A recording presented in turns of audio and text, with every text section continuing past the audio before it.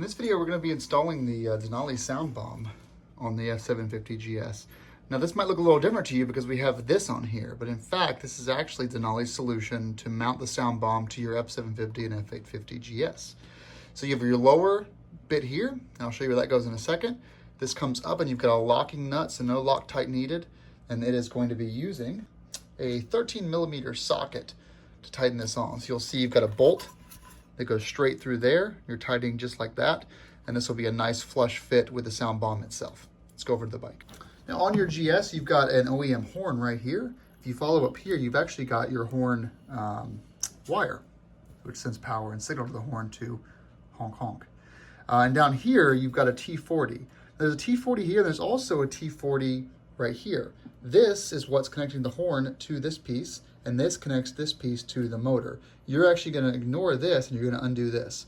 For starters, unhook your horn so it's not dangling down. There's a little button on the back of it. You squeeze that down and then you pull and that'll come right off.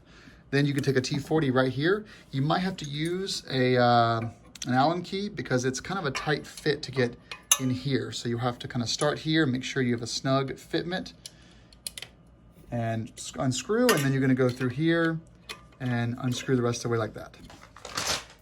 Here's just a bit of a preview of the instructions there.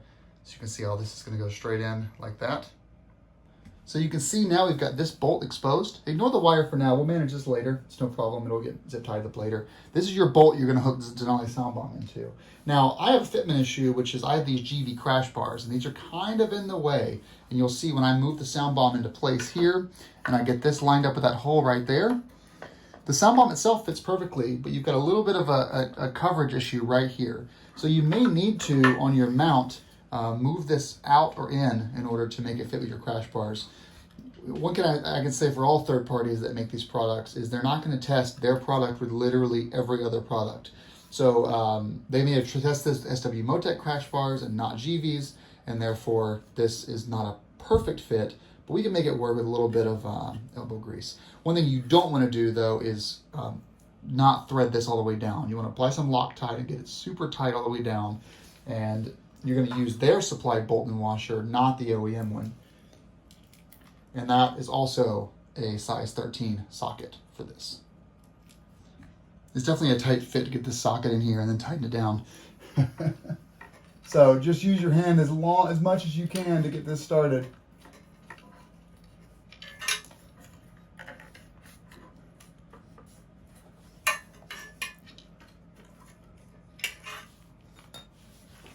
Okay, so now you can see that was kind of hard to get to actually. That's a pretty difficult bolt to get in there. I did apply Loctite. It's not going anywhere now. It doesn't even move. I do have this really, just zero tolerance with the GV crash bar here. But honestly, with a little bit of elbow grease, you can make it work. And you can see behind here, we've got this completely buttoned up. So, the headers can get incredibly hot. So let's just see. They're not as hot as the catalytic converter, which is down below, but we'll see how this does long term. Now what we're going to do is you're just going to take this and you're going to zip tie this up as high as you can away from the headers, and it'll be fine up there. You don't want to cut this because you won't be able to go back to stock because you've got a wiring loom that travels down here that's obviously BMW wants it to stay there. So this is installing the Denali SoundBomb. Now, your next step is going to be hooking up the CanSmart. That's going to be a separate video for us, but your actual cables are down here underneath. Again, super close to these headers.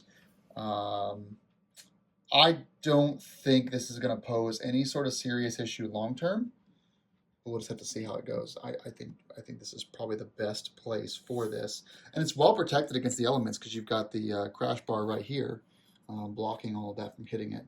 So, given how far these GVs come into the body of the bike, I think that this is probably the best place to mount this on the bike. Cool. All right, guys. Thanks for watching. Ride safe.